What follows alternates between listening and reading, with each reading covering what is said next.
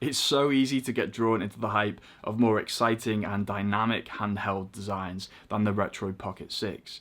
But having played it for over a month now, I've realised I've been doing it all wrong, because this is exactly the kind of form factor I should have begun with. Let's be fair to Retroid here, because they did initially give the community a choice between the form factor we see in our hands today and one which looked a little bit more like a PSP. Arguably the other design had a bit more punch to it, but at least Retroid did give us the option of choosing between D-pad up top or joysticks up top. Alongside a choice of configuration between 8GB of RAM and 12, you actually get a decent amount of customization in terms of how you want your Retroid Pocket to look.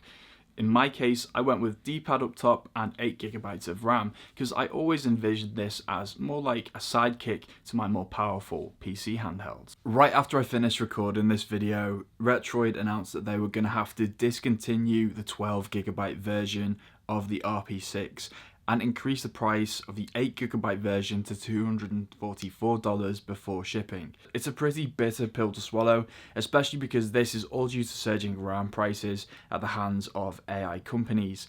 But this video does focus on the 8GB version, so perhaps it's even more useful in that context. You've still got that Snapdragon 83 Gen 2 chip, which is really compatible across loads of different systems and can even get you up to some Windows emulation. So it is a real shame, but all is not lost. You're also getting a 5.5-inch AMOLED display that can run all the way up to 120Hz and has a 550 max nit setting. Combine that with a 6000 mAh battery and Wi-Fi 7, and this is a really capable device. If you own a previous generation of the Retroid Pocket, you won't be running to pick this up in a hurry, but if this is your first handheld, what you'll find is something which is spec'd out to perfection for beginners. Even the setup and onboarding process is made a lot easier for people new to handheld emulation than some of the other devices I've tested recently. The Retroid Pocket 6 game launcher is something you want to avoid no matter what your experience,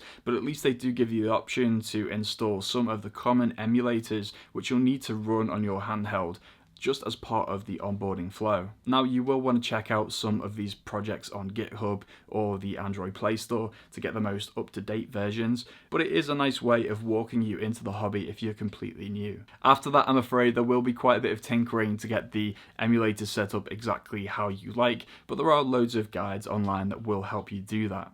I want to keep this a pretty simple and low maintenance device, so I've personally gone with a front end called Beacons, which is just a really straightforward way of getting into your games.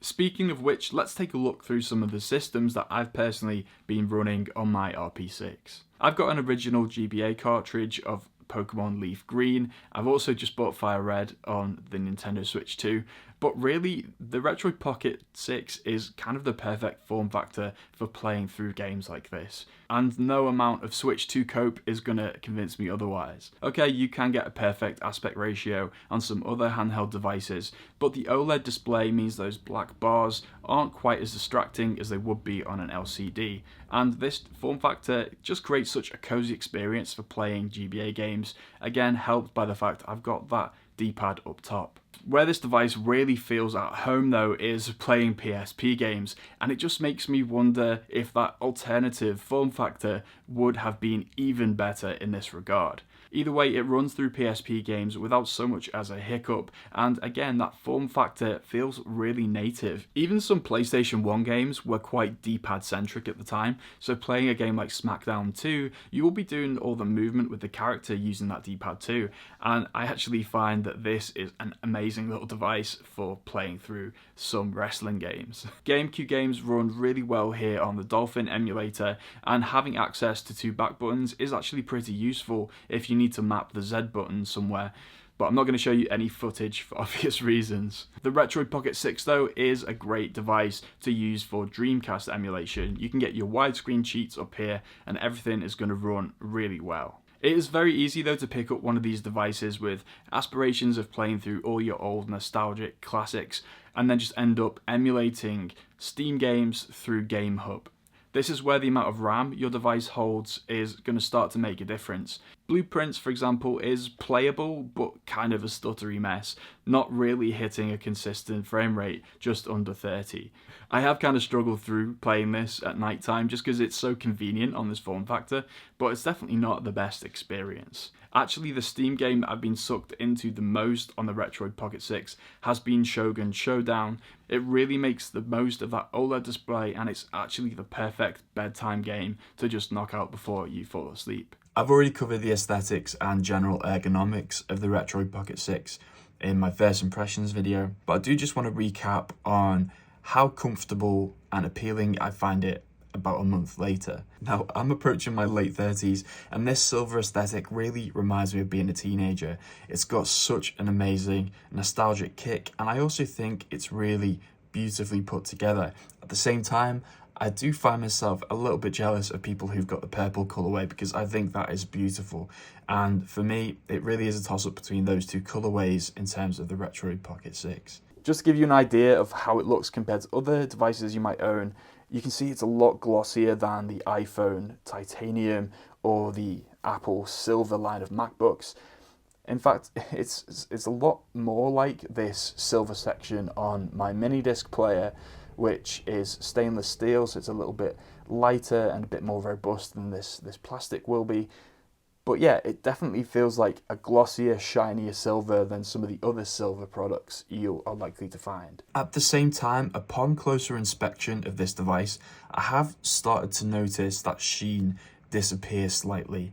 It's not as well put together as some other handhelds that I've used. If you look really closely at the device, you can actually see those join lines where the mold of the plastic has actually been put together. It is particularly this main mold line that goes all the way around the device, and particularly up here by the triggers, it can be a little bit unpolished and distracting. I have not been babying this device. It's mostly lived on my bedside table, and I haven't taken too much care to keep it in pristine condition. And as you can see, there's no noticeable scratches or any kind of rough and tumble damage to the device so far. I think that's really cool because that was my biggest concern when I sort of saw this painted plastic on the back. But really, it has held up well so far. That's bodes well for the future. I'm still really happy that I got the D-pad up top version because even the Steam games that I've been playing on this device have been D-pad focused, and having the base model, it's not really powerful enough to be rivaling other handhelds for modern games anyway. In my case, having the D-pad here actually helps it fulfill a niche that some other handhelds I own don't really fill. I do feel like I've worked the buttons in quite a lot, particularly the A and B buttons, and now they are really silent and feel very, very responsive and are just overall great quality. I haven't really used the joysticks too much. They do feel like they're sort of in the way of the face buttons at times. But generally, you know, there's quite a lot of tension in there, and I do think that for this size handheld, they're pretty solid. Just to give you an idea of how big the Retroid Pocket is, let's compare it to some other devices. So here is the Nintendo Switch 2, and you can see that it pretty much fits inside the screen, which is kind of cool. So it's a lot more portable than the Switch 2. We've got the OG Nintendo Switch. The Retroid Pocket 6 is a little bit narrower, but it's also a little bit thicker because of those grips on the back.